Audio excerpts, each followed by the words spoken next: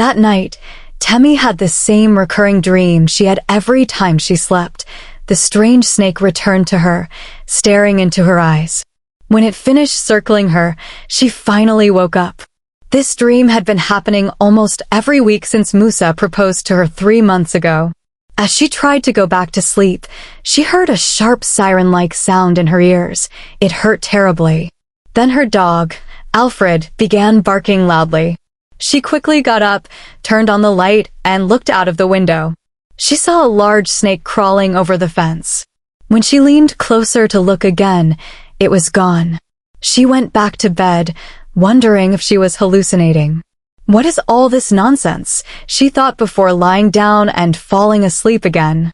In the morning, as the sun was already warming the earth, her phone rang loudly, waking her up. "Who is calling this early on a Friday morning?" she murmured. But when she saw the phone screen, she smiled. "Musa," she murmured and answered the call. "Hi, babe," she said playfully. "Who's your babe?" "You better go brush your teeth," Musa replied on the other end of the line. "I'm going to pay for our honeymoon hotel today. I hope you've made up your mind. You know it's not in Nigeria, and once I pay, there's no going back." "I love this one." "No, I love that one," Temmie teased. "I heard you, Temmie." "It's the place I love and have chosen," Musa replied. "And who's your Temmie?" she retorted. "You, of course," Musa said, laughing over the phone. "Well, before I forget, Musa, I had that dream again last night," Temmie said seriously. Musa sighed. "You know you're a zoologist, and besides, you always watch Nat Geo Wild." "Don't worry, the only snake you'll have soon is mine," he joked. "You, Musa, what snake are you talking about?" Temmie exclaimed, hanging up quickly and laughing to herself. Musa wanted to say more, but she had already ended the call, which made him laugh alone. Afterward, he made the payment on his phone for the hotel he had reserved in Switzerland. They had both planned to get married the following week, return to Temmie's village for 2 days, and then leave for their honeymoon, a plan they had worked on for months. While sitting and spinning in his office chair, Musa heard a knock at the door. "Yes, come in," he said as his secretary entered with another woman. "Sir, this is Miss Clara, the new Deputy Director of Operations, transferred from the Cross River branch to work with you on the projects," the secretary said. Miss Clara elegantly stepped forward and shook Musa's hand. "Good morning, Mr. Musa. It's a pleasure to finally meet you." "I've heard so much about you," Clara said softly and gracefully. "Well, I try to maintain a good reputation. It's wonderful to have you here. I'm certain your incredible talent will enhance the pace and success of this project," Musa replied. "That's the plan. But first, I'd like you to show me around the company to get started," Clara said. "Oh, no problem. I'd be delighted to do so," Musa said, standing up and opening the office door for Clara, who walked out with a smile, looking into his eyes. Meanwhile, back in her apartment, Temmie decided to prepare breakfast. As she entered her kitchen and looked at all the food she had, she thought, "It's good to be wealthy." She took out some vegetables from the fridge and started chopping them. Suddenly, she heard the same sharp sound in her ears again, but this time, it sounded like a snake's hiss. After a few seconds, it stopped. Temmie froze, shocked, and looked around. "What are all these noises and ringing? I think I need to get checked out," she whispered. She continued preparing the vegetable soup. When she finished, she turned on the television to watch her usual Nat Geo Wild.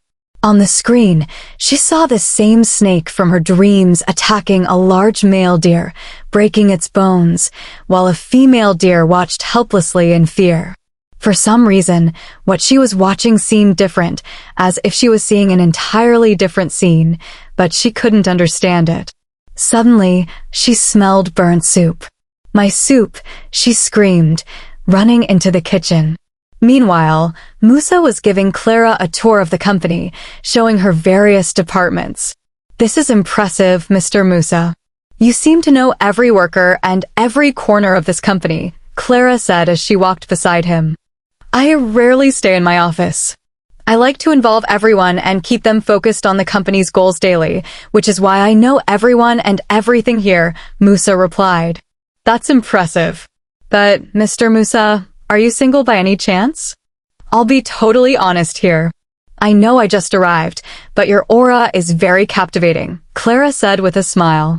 Oh, sorry, Miss Clara. I'm already engaged. I'm getting married next Wednesday and leaving Nigeria next week, but thank you for your kind words, Musa replied. Well, I had to try. I knew for sure a man like you wouldn't be single. Anyway, the project starts tomorrow. I'll need to check on my reservations. Thank you for the tour, Clara said as she walked toward the door, got into her car and drove off. Wow, what a confident and sophisticated woman, Musa thought to himself as he spun in his office chair. Another woman on my phone? My beautiful Temi is the only woman I have on my phone. Oh, stop playing, Temi replied sarcastically. Are you staying here tonight? Please stay, she said, looking at Musa, who smiled at her. Wow, you want me by your side all the time. This girl, see how much you love me, Musa said, laughing. All right, I'll stay the night. Temi continued to look at Musa with a sarcastic expression. Keep feeling yourself. You can even leave, she teased, smiling as they both entered their bedroom and got comfortable on the bed. After a few minutes, Musa's phone suddenly rang with an unregistered number.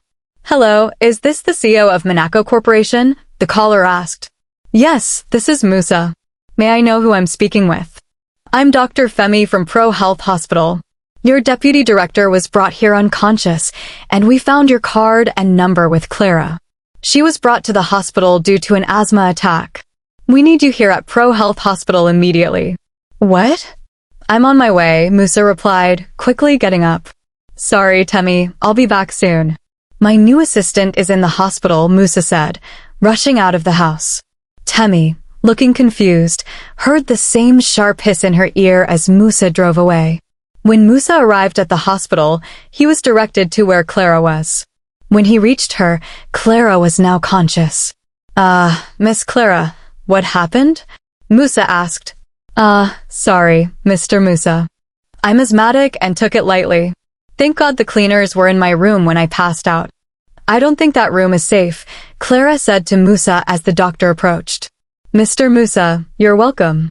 We could only contact you as the other contacts were unavailable. It's advised that Miss Clara not stay in that hotel. The cost of her treatment is 200,000. You'll need to decide who will pay, the doctor explained. Don't worry, Mr. Musa. I'll handle the payment. But can I please stay at your place for tonight? Clara asked. No problem, as long as you're safe, Musa replied. Once the hospital bills were settled, Musa took Clara to his house. Upon arriving, he showed her to the guest room. I think this place should be comfortable for you. If you need anything, press this button and I'll be here, Musa said as Clara lay on the bed. You can take something to drink from the fridge, he added before leaving for his own room. The next morning, when Musa woke up, he went to the room where Clara had slept and knocked on the door but received no response. He knocked again but heard nothing. He quickly opened the door and found no one inside. Musa wondered where she could have gone and started searching the house. Finally, he went to the area with his swimming pool and saw Clara swimming. Oh, you found me. Sorry for using your pool without permission. I needed to cool off after all the stress from yesterday, Clara said, swimming toward him. Oh, don't worry. It's not a problem. I barely use it. It's nice that someone can finally enjoy it. I hope you're feeling better now. Oh yes, I feel much better. I'll go out today with the only friend I have in Lagos. She doesn't even know I'm here. We'll both look for a better hotel today. I hope she agrees, Clara said. Before Musa could respond, Temi called his phone. Hi, love. Sorry for ignoring you yesterday. I'm coming to your place in a few minutes, okay? No problem, Musa replied, hanging up. Your girlfriend's stories, huh? Clara said as she got out of the pool, revealing her shiny, curvy body. Musa could see every detail as her body was soaked with water. Yeah, girlfriend stories, Musa said, walking away. I'll rest now, Clara said. And since you'll be busy next week with your wedding and everything, I think we should have a short discussion about the project tonight, Clara added while preparing pancakes at the dining table. Musa followed her, but as he sat on a chair, his head suddenly started spinning, and his hand began tingling as if he were hallucinating. He tried to shake his head to regain control of himself. "Oh, I think it's working already," Clara said, smiling at Musa, who looked confused. "What do you mean by it's working? Did you drug me?" Musa asked. "You're a smart man, Musa. I think you should have figured it out by now," Clara replied. Soon, the hallucination stopped, but Musa's heart began racing, and his body became overly excited. Clara got up from her chair, approached Musa, sat on his lap, and started rubbing against him. Musa tried to stay in control, but he couldn't. Before he realized it, he had an affair with Clara. During the act and his hallucinations, he saw serpent tongues and scales, but couldn't comprehend them as he wasn't fully conscious. The next morning, when Musa woke up, he found himself in his bed, vaguely remembering what had happened the night before. He quickly got up, filled with guilt. Musa walked around his room, trying to piece together the blurry memories of the previous night. The more he thought about it, the more uneasy he became. "What have I done?" he muttered to himself, running his hands through his hair. Suddenly, there was a knock on his bedroom door. "Come in," Musa said hesitantly. Clara entered, dressed casually, but with a confident look on her face. "Good morning, Mr. Musa. I hope you slept well," she said, smiling. Musa avoided her gaze, unsure of how to address what had happened. "Clara, about last night," he began, but she interrupted him. "There's nothing to talk about. It happened, and that's it. You don't need to feel guilty about anything," Clara said, placing a hand on his shoulder. "But I'm engaged, Clara." This shouldn't have happened," Musa replied, stepping back. "Relax, Musa. Your secret is safe with me. What happened last night doesn't change anything," Clara said calmly, as if the situation was entirely normal. Musa didn't know how to respond. He felt trapped, confused, and overwhelmed. Clara walked closer to him. "Focus on your wedding, Musa. I'm here to help with the project, nothing more," she said with a smirk before leaving the room. Musa sat on the edge of his bed, holding his head in his hands. He couldn't shake the feeling that something was wrong, not just with what had happened, but with Clara herself. Later that morning, Temi arrived at Musa's house, cheerful as always. "Hi, my love," she greeted him with a hug. Musa forced a smile, his mind still clouded with guilt. "Hi, Temi. You're early," he said, trying to sound normal. "Of course. I wanted to spend time with you before the wedding chaos begins," Temi replied, unaware of the turmoil in Musa's mind.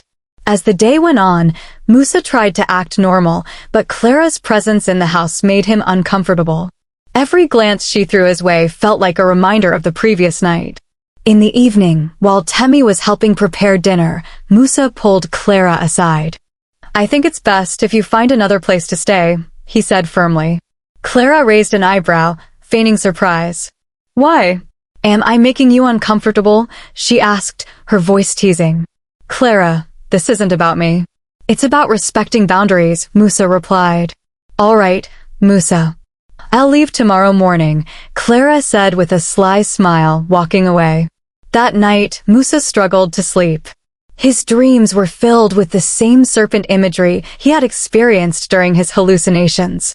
The hiss, the scales, the flickering tongues, it all felt too real. When he woke up in the middle of the night, drenched in sweat, he decided to check on Temi. He found her sound asleep, her face peaceful. "I can't let anything ruin this," he whispered to himself, determined to protect his future with Temi. The next morning, Clara left as promised, but Musa couldn't shake the feeling that her presence had left a mark on his life, one that wouldn't easily fade.